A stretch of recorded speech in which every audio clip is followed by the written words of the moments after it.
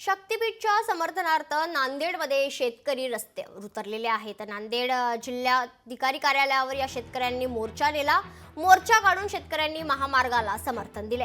मोर्चात 12 जिल्ह्यातील शेकडो शेतकरी सहभागी झाल्याचं पाहायला मिळालं।